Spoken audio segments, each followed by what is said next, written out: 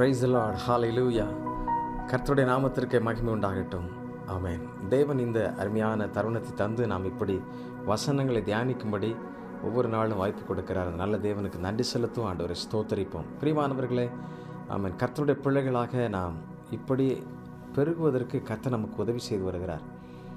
அவருடைய ஜனம், அவருடைய சொந்த ஜனம், அவர் நேசிக்கிற ஜனம், இதை அவர் எதிர்பார்த்து கொண்டே இருக்கிறார். நம்முடைய வாழ்வில் நாம் அந்த நேசத்தை நாம் ஆழப்படுத்த வேண்டும், இன்னும் அதிகப்படுத்த வேண்டும். இன்றைக்கி காலையில் நான் தியானிக்கும் பொழுது சிக்ஷிக்கிறவர் அப்படின்னு சொல்லி தியானத்தில் ஈடுபட்டிருந்தோம். அப்போ அந்த சிக்ஷை என்பது தகப்பன் தான் நேசிக்கிற பிள்ளைகளை அவர் சிக்ஷிக்கிறார். எதற்காக? அவர் இன்னும் பெஸ்ட் ஆகணுங்கிறதுக்காக, இன்னும் டியூனப் ஆகணும் அப்படிங்கிறது.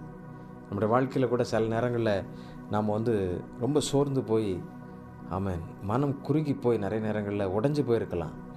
ஆனால் உங்களை ஒருவரும் தடுக்க முடியாது. பிகாஸ் நீங்கள் கர்த்தருடைய பிள்ளைங்கிற அந்த உரிமை, அதிகாரம் உங்கள் மேலே எழுதப்பட்ட பின்பு, தேவனுடைய ரத்தம் உங்கள் மேலே பூசப்பட்டு எல்லா பாவங்களும் சுத்திகரிக்கப்பட்டு நீங்கள் கர்த்தருடைய பிள்ளைங்கிற அந்த உறவுக்குள்ளே வந்த பின்பு, ஆமென், நீங்கள் தேவனோடு கூட இருக்கிறீர்கள். அல்லேலூயா. விசுவாசிக்கிறீங்களா? அந்த நன்மையை தடுப்பதற்கு பிசாசு பல தடைகளை கொண்டு வரக்கூடும். ஆனால் நீங்கள் அதை கிளைம் பண்ணுவீங்கன்னா, என் தேவனே, என் ராஜனே, எங்கள் சேனைகளின் ராஜாவே அப்படின்னு கேட்டிங்கன்னா கர்த்தர் நமக்கு அற்புதம் செய்வார். தன்னுடைய பிள்ளைகளை திராணிக்கு மேலாக அவர் சோதிக்க மாட்டார். இங்கே அப்படி ஒரு மனிதனை அந்த சோதனைக்கு நேராக விட்டு கொடுத்து டபுள் பிளஸ்ஸிங் அங்கே பார்க்குறாங்க. நமக்கு நல்லா தெரியும் அந்த மனிதன். அதில் ஒரு மிக முக்கியமான காரியம் இன்றைக்கி எனக்கு அது ரொம்ப ஆழமாக என்னுடைய மனதில் பட்டது. அதுதான் உங்களோட கூட பகிர்ந்து கொள்ள விரும்புகிறேன். யோபு புத்தகத்தில் 42ஆம் அதிகாரம் 2ஆம் வசனம். யோபு 42:2. தேவரீர் சகலத்தையும் செய்ய வல்லவர், நீர் செய்ய நினைத்தது தடைபடாது என்பதை அறிந்திருக்கிறேன். தேவரீர் சகலத்தையும் செய்ய வல்லவர், நீர் செய்ய நினைத்தது தடைபடாது. ஒரு தலைப்பு கொடுக்கணும்னா தடையற்ற தேவன் அப்படின்னு சொல்லலாம். அவரை ஒருவரும் தடுக்க முடியாது. அவருடைய பிள்ளைகளுக்கு வர்ற உரிமையும் யாரும் தடுக்க முடியாது. அவருடைய வேலை செய்கிற பிள்ளைகளை ஒருவர் கூட தடுக்கவே முடியாது. அல்லேலூயா. அவனுக்கு நன்றி செலுத்துங்க. யோபுனுடைய வாழ்க்கையில் அவன் ஒரு மிகப்பெரிய பணக்காரன், செல்வந்தன், ஏராளமான வேலைக்காரங்க இருக்கிறாங்க, ஏராளமான ஏர்மாடுகள் பல்வேறு விதங்களில் இருக்கிறது. ஆனாலும் அவன் தேவனோடு கூட அந்த உறவு அவனுக்குள்ளாக இருந்ததுனால தான் சாத்தான் போய் அனுமதி கேட்குறான். யார்கிட்ட? கடவுள்கிட்ட போய் கேட்குறான், நீர் ஒரு தடவை விட்டு பாரு. ஆண்டவர் தைரியமாக ஒரு ரொம்ப பர்ஃபெக்டாக அவன் இருப்பாயா, உயிர் எடுக்கிறதுக்கு மாத்திரம் உனக்கு அனுமதி கிடையாது, வேறு என்ன வேணாலும் ஓகே அப்படின்னு சொல்லி அந்த சாத்தானுக்கு அனுமதி கொடுக்குறார். இந்த சிக்ஷை நிறைய நேரங்களில் நமக்கு ரொம்ப சோர்வை கொண்டு வரலாம். நீங்கள் யோசித்து பாருங்கள், அவனுடைய இமேஜ் அங்கே ஸ்பாயில் ஆயிடுச்சு. அவனுடைய ஹோல் ஃபேமிலி கொலாப்ஸ் ஆகி போச்சு. அது மாத்திரமல்ல, அவனுடைய செல்வம், அவனுடைய பதவி, சுகம் எல்லாம் ஒன்றுமில்லாமல் போனது. நம்முடைய வாழ்க்கையில் கூட நிறைய நேரங்களில் அப்படிப்பட்ட சூழ்நிலைகளில் பலர் நீங்கள் தள்ளப்பட்டிருக்கலாம். ஆண்டவர் இன்றைக்கு சொல்லுகிற விஷயம் என்னென்னா, நீங்கள் கர்த்தருடைய பிள்ளைகளாக, நீங்கள் அவருடைய இரத்தத்தினால் கழுவப்பட்டவர்களாக, அவருடைய சுதந்திரமாக, ஆமென், பிள்ளைங்கிற அந்த உரிமையில் நீங்கள் இருப்பீங்கன்னா ஒருவரும் உங்கள் மேலே கை போடவே முடியாது. அல்லேலூயா. தேவரீர் நீர் சகலத்தையும் செய்ய வல்லவர், நீ செய்ய நினைத்தது ஒருபோதும் தடைபடாது. ஆமென். பல நேரங்களில் தேவனுடைய கிரியைகளை நாம் புரிந்து கொள்ள முடியாது போல தான் இருக்கலாம். ஆனால் அவருடைய அந்த முடிவு பார்த்திங்கன்னா ரொம்ப ஆச்சரியமாக இருக்கும், ரொம்ப வித்தியாசமாக இருக்கும். ஒரு துயரங்களின் முடிவில் தான் அவருடைய ஆழத்தை நாம் புரிந்து கொள்ள முடியும். யோபு அதை இங்கே புரிந்து கொண்டான். அதனால தான் இறுதி அதிகாரத்தில் இதை ரொம்ப அழகாக ஆழமாக எழுதுகிறார். அவருடைய ஆலோசனையை கூட ஒருத்தரும் தடுக்க முடியாது. யோசித்து பாருங்கள், அந்த ஆலோசனையை கூட ஒருவராலும் தடுக்க முடியாது. அவ்வளவு அழகாக சொல்லியிருக்கிறது. நாம் எந்த காரியத்தை செஞ்சாலும் கர்த்தர் நம்ம கூட இருக்கிறார் அப்படிங்கிற அந்த உறவு, தெளிவு நமக்குள்ளே இருக்கும் என்றால் நாம் நிச்சயமாக வெற்றி பெறுவோம். ஆண்டவர் நம்மை பலப்படுத்துவார், ஆண்டவர் நம்மை வழி நடத்துவார். விசுவாசிக்கிறீங்களா?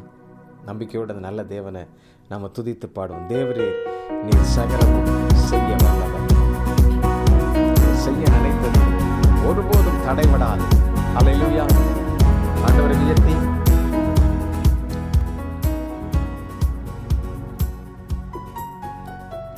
தேவரே நீர் சகலமும் செய்ய வல்லவர், தேவனே உமக்கொப்பான தேவன் யார்? தேவரே நீர் சகலமும் செய்ய வல்லவர், தேவனே உமக்கொப்பான தேவன் யார்? நீ செய்ய நினைத்தது நிறைவேறும், நீர் செய்வதை தடுப்பவன் யார்? நீர் செய்ய நினைத்த நிறைவேறும், நீர் செய்வதை தடுப்பவன் யார்? தேவரே நீர் சகலமும் செய்ய வல்லவர்,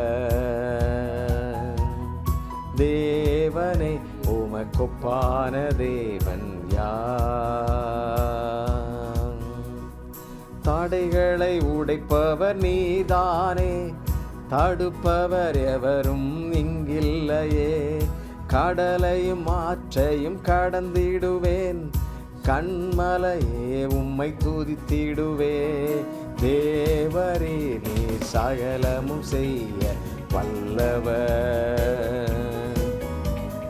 தேவனே உமக்கொப்பான தேவன் யார்?